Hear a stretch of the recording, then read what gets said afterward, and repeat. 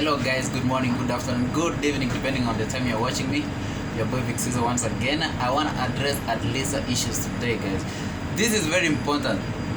Like, I want everyone who is trying to resign from their company and the employer is not accepting their resignation letter, please, you have to listen to this. I don't want you to find yourself in a very big problem here in Qatar, okay? I don't want you to risk being sent back home to your country because of absconding and being sued by the company, okay? So before we go further, like the video, subscribe if you haven't, and thanks for those subscribers who are always coming back. Comment down below whatever you want me to share on the next one, and of course yeah, let me go straight to the point. The point is this, guys. If you are resigning, you give a resignation letter to your company and they don't accept it, make sure you send an email of the resignation, okay? Please. Why am I making this like a mandatory thing? Because you will apply on ADLSA without that once they have refused to accept your resignation, but you will still go ahead and apply. You will be approved by the Ministry of Labor. Then it will come to a time they want to cancel your visa. After you get approval, they want to cancel your ID. You will have a big problem because you cannot defend yourself. They will go against you in the labor court and say you had absconded, you did not resign, since you don't have any evidence that you resigned. Resigning manually and giving them a document that you have resigned and they don't accept it, there is no evidence there that you gave them that paper, okay? Unless you shoot a video. That's why I'm advising you guys, always remember to send a copy of the resignation letter by email, their official emails.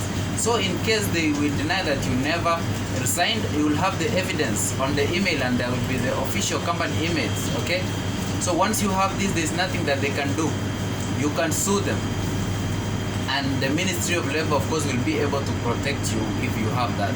But if you have nothing, the Ministry of Labor, of course, will think or will judge as if you have absconded. So the next thing is for you to be given an opportunity to go back home to your country, and I know that's not what you want. Guys, I've been getting questions that there are people who have waited for their approval for even 7 months since last year. Yes, it's possible. But as I told you, if you have tried to follow up and it's not working out, I gave you the emails down below. Check the first 4 emails. The ILO email, Honney at Honney. There is also the ILO itself, the email is down there below. The human rights, there is an email down there.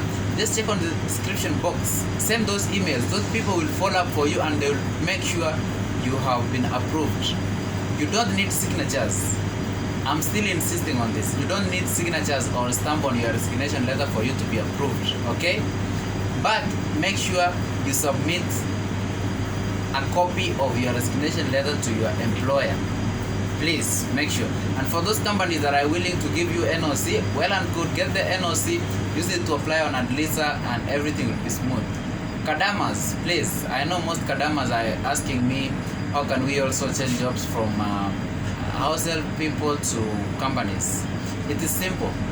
You only need an NOC. If your boss cannot give you an NOC, just apply. If you have gotten an offer letter, get their ID copy and your original offer letter that you signed before you started working for your boss, and also if you can get the contract, of which I'm sure you will not really be able to get it, but those are the documents that you need for you to apply for the change of employer. What else do I want to say? Oh, someone was asking me today that, brother, after you have received a message that says employer notification, that's the status, and your notice period is on this date, what does that mean? That's the approval. That's the approval message.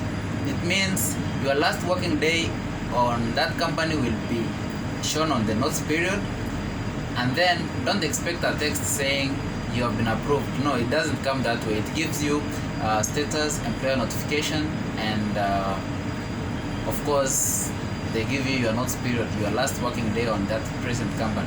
So immediately after the notice period is done, the first thing you have to do is move to the new company, talk with the PRO or the HR, and let them give you the contract copy, the e-contract that you're supposed to submit to ADLSA or the MOI portal.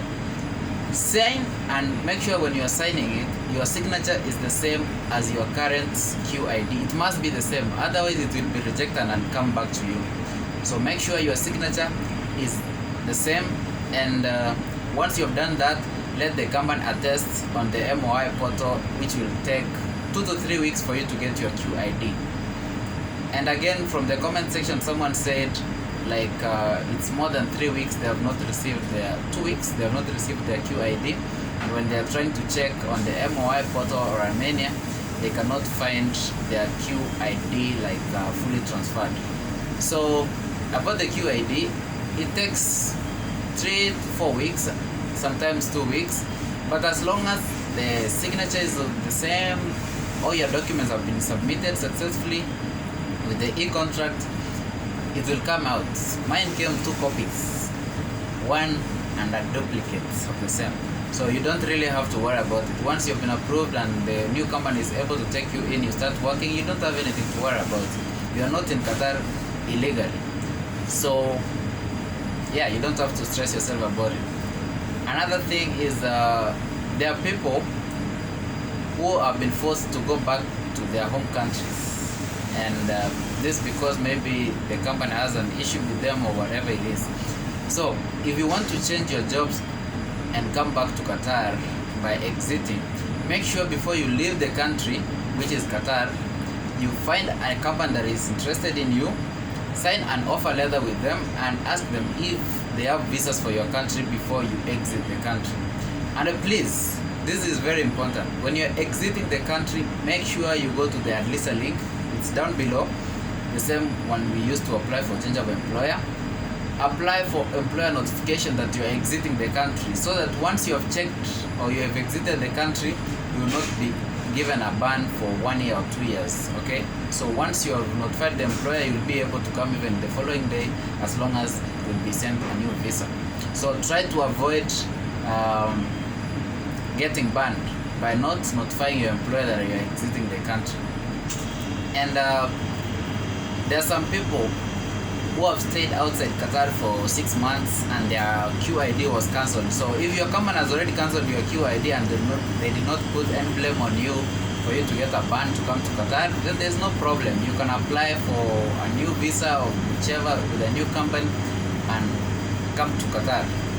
So there's one guy from India. He has stayed out of Qatar for 6 months. His QID was cancelled and actually expired, cancelled and expired. So it's believed that once your QID has been cancelled, you are free. You are free. You can come back to Qatar with a new visa. So that is it for today, guys. Nowadays I'm gonna make the videos short, and as I told you in my previous video, I'm looking for guys who will be interested to be featured on my channel for an interview, so that we can be able to share and educate and inspire some of our colleagues in Qatar. So stay tuned. See you on the next one.